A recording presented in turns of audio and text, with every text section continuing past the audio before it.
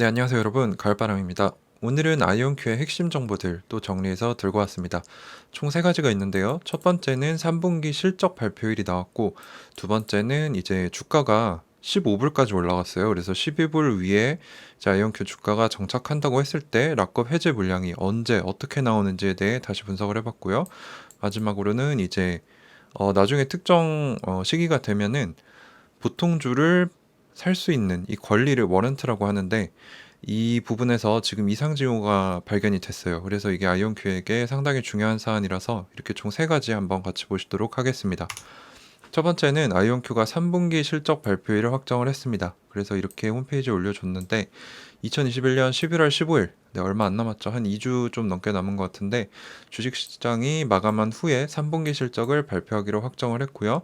우리나라 시각으로 오전 5시 30분에는 컨퍼런스 콜을 주최를 해서 실적뿐만 아니라 사업 전망에 대한 논의를 할 예정이라고 합니다. 그래서 아주 투자자들한테 중요한 지표이고 주가에도 큰 영향을 줄 거기 때문에 이거는 또 나오면 다뤄보도록 할 거고요.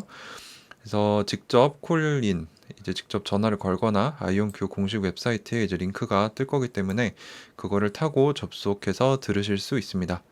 그리고 제 개인적으로 어닝 서프라이즈를 예측을 하고 있어요. 왜냐면 얼마 전에 그 계약 예약 건수가 5 밀리언 달러에서 15 밀리언까지 늘어났고 그걸 이제 앞으로 3년 동안 수익으로 인식을 하겠다고 했죠.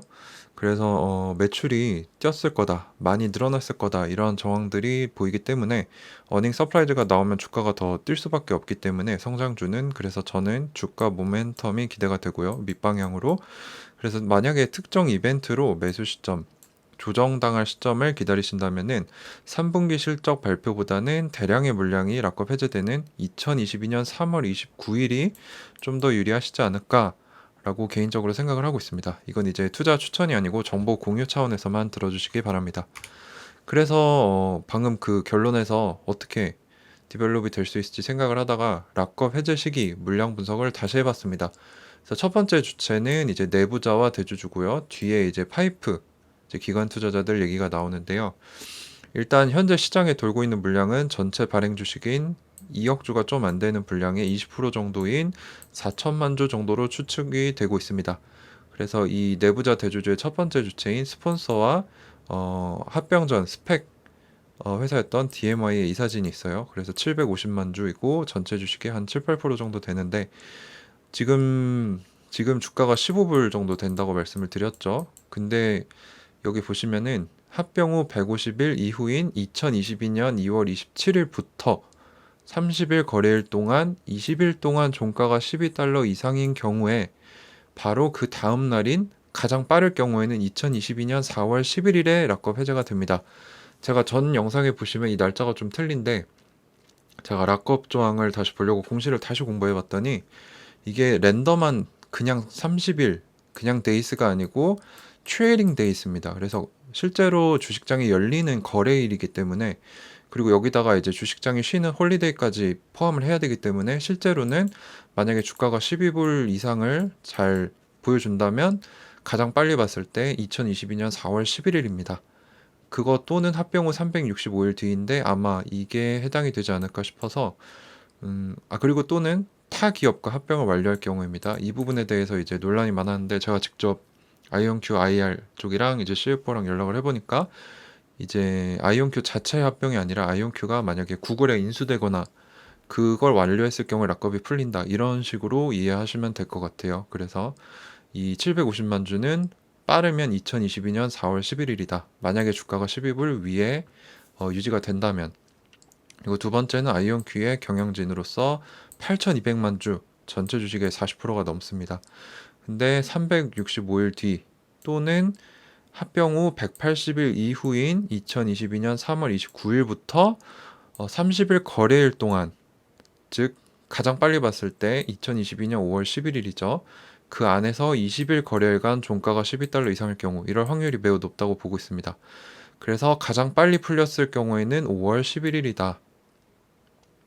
그리고 세 번째, certain current shareholders. 이게 이제 제가 공시를 찾아보니까 5% 이상 대주주인 구글 벤처스와 NEA라고 말씀을 드렸죠. 5,200만 주고요. 전체 주식의 26% 정도 됩니다. 근데 얘는 이제 아이온큐가 타기업과 합병을 완료했을 경우 아직은 따로 징후가 없어 보이고요.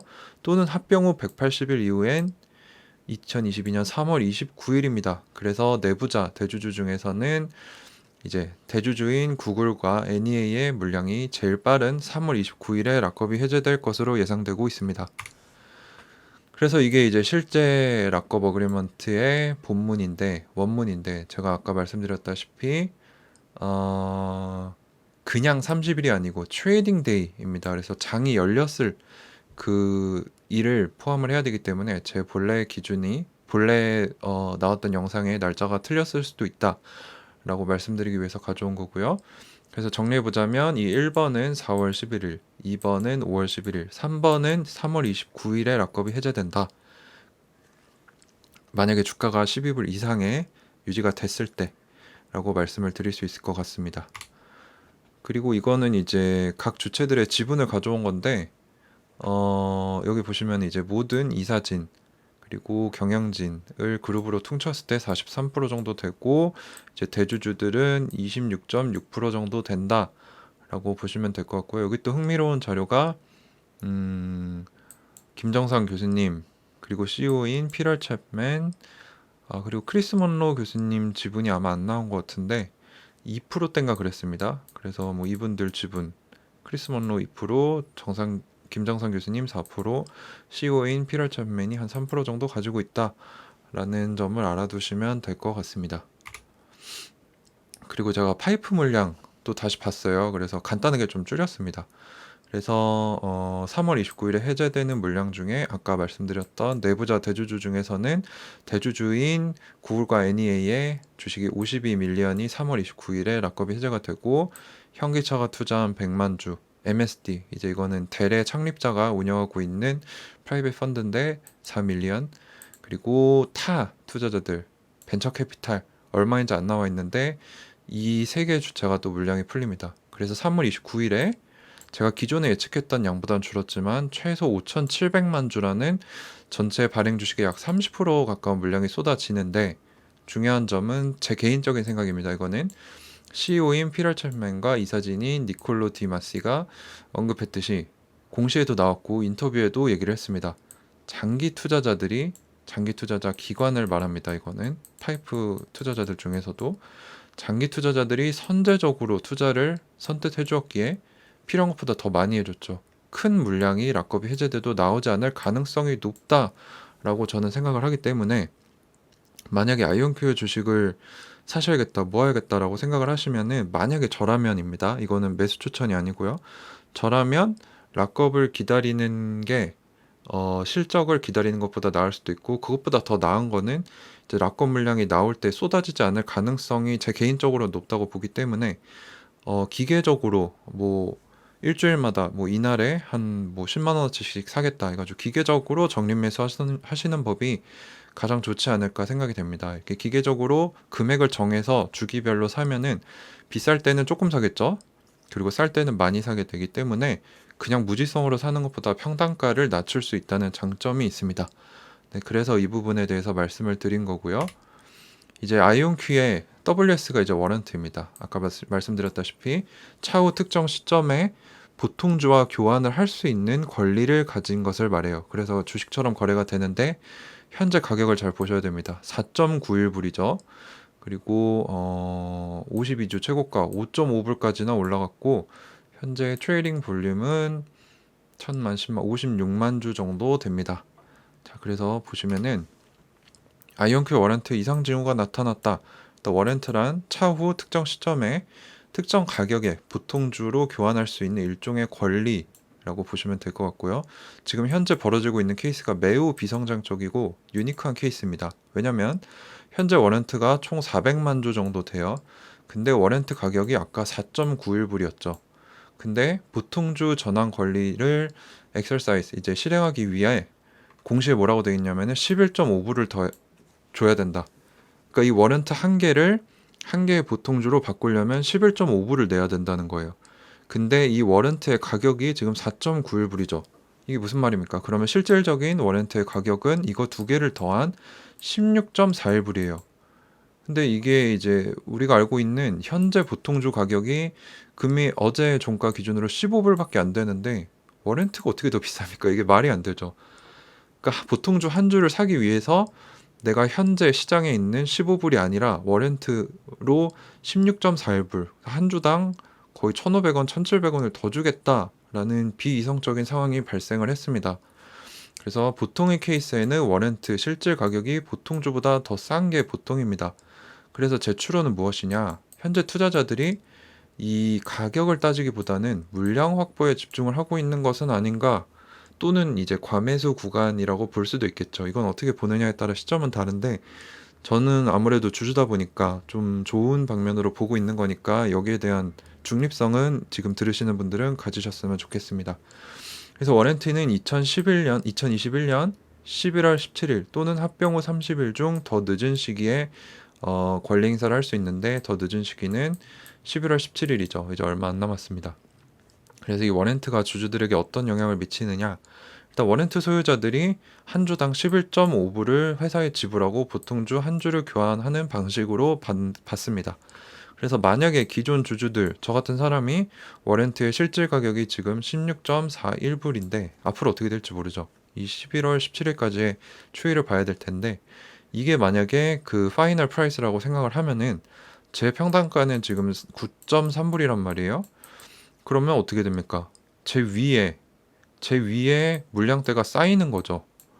그러면 주가 방어에 유리할 수밖에 없습니다. 왜냐면 제 가격까지 오기 위해서 이제 400만 주가 위에 깔리는 거기 때문에 주가 방어에 유리하게 되는 거고요. 근데 만약에 신규 주주들의 평단가가 26.41불, 이거 이제 가상의 프라이스죠. 이것보다 더 높을 경우, 만약에 내가 15불에 샀는데 워렌트 실질 가격이 14불이다. 그럼 어떻게 됩니까? 그러면은 워렌트 권리를 행사한 사람들이 수익 실현을 위해 주가를 떨어뜨릴 수도 있겠죠. 그래서 만약에 워렌트 실질 가격보다 내 평단가가 낮다면 이 11월 17일이 약자가 될 수도 있고, 내 평단가가 워렌트 실질 가격보다 더 낮다면 호재라고 볼 수 있겠죠. 그래서 이렇게 한번 분석을 해봤습니다. 네, 그래서 결론은 무엇이냐? 제 바람은 투 더 문입니다. 제가 솔직히 아이온큐 투자를 10년을 보고 했는데 지금 수익률이 거의 70% 가까이 됩니다. 그래서 사실은 지금 이 주가가 오른 요인에 대해서 제가 또 차후에 영상을 만들 텐데, 다양한 요인들이 있어요. 근데 과매수 구간이라고 볼 수도 있을 것 같고요. 어떻게 주식시장 이 아이온큐 주가가 움직일지는 저도 예측할 수 없기 때문에, 근데 보수적으로 보면 지금은 과매수 구간이라고 볼 수 있을 것 같고, 이제 좋게 본다면 그만큼 많은 사람들이 양자 컴퓨터에 기대를 걸고 있고, 개인 투자자들뿐만 아니라 큰손 그리고 기관 투자자들이 진입하고 있다라고 볼 수도 있을 것 같습니다. 네, 그래서 오늘 아이온큐 핵심 정보들 3개, 3분기 실적 발표일, 그리고 지금 주가가 12불 이상 유지된다면 락업 해제 물량은 언제 어떻게 얼마나 될 것인가, 그리고 마지막으로 워렌트 가격에 이상 징후가 왔다. 그래서 이것이 기존 지주들에게 어떤 영향을 미칠 수 있는지에 대해서 살펴봤습니다. 네, 오늘도 긴 시간 시청해 주셔서 감사합니다. 가을바람이었습니다.